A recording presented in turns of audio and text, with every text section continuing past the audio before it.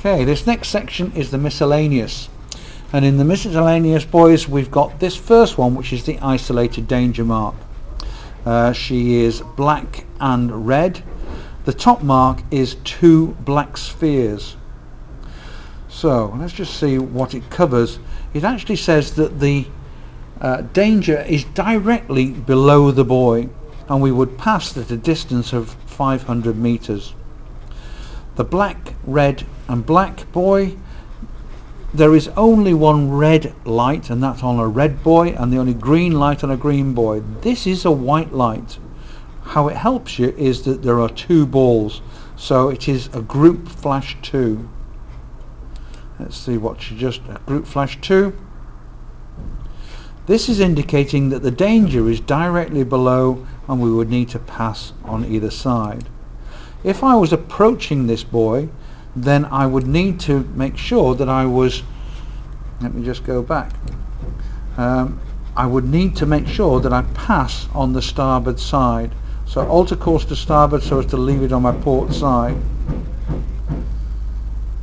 Okay. Next buoy is the safe watermark. Safe watermark can be, it's the red and white buoy in colour. It marks the centre of the channel. It's a mid-channel buoy, and it also marks the entrance of a channel. Here's the buoy, here is the entrance of the channel, and so a vessel that was entering into port would leave this on its port side, alter course to starboard, so as to stay on the starboard side of the channel.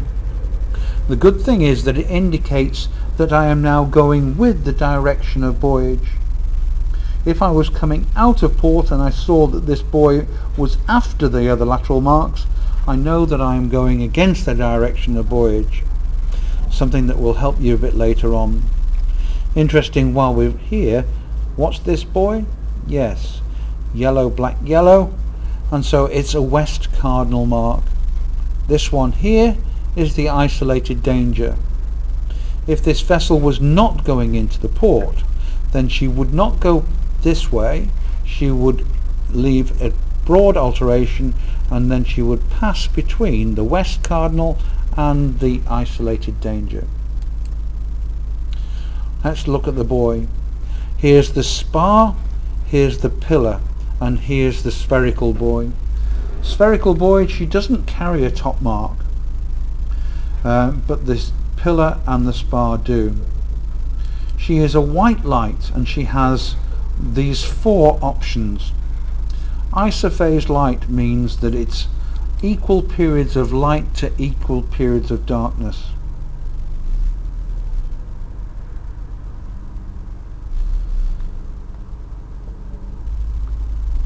The occulting light is commonly known as a black flash.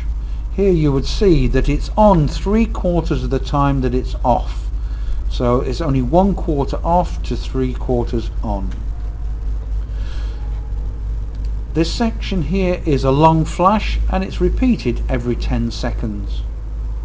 Or alternatively, it can be Morse A, DIDAR. 1 short flash, 1 followed by 1 long flash. Okay.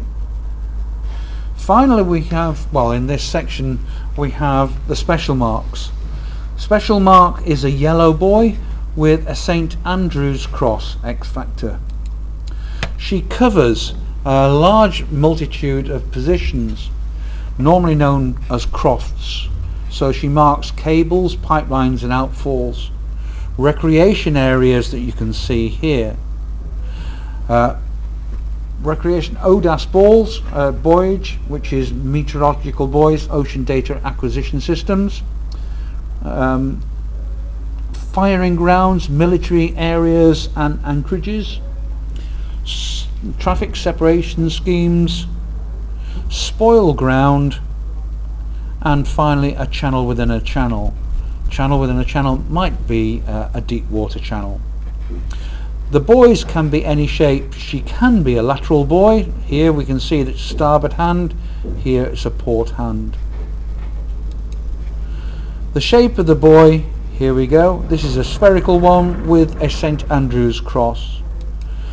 The light is yellow in colour and it can be any rhythm, but the IALA identified that this should be not confused with surrounding white lights.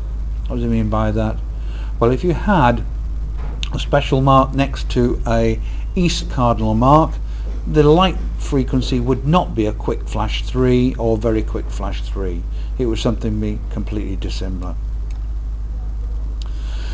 The new danger. The new danger is something that has not been identified on the chart. In this particular case, the subject is a drill rig temporarily in place.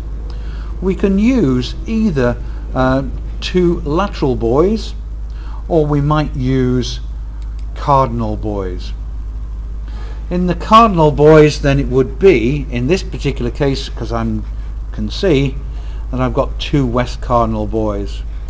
If there was no key here, then it may well be that I would have 2 south, 2 north and 2 east. If I have these buoys, each of the buoys have to have a similar light recognition.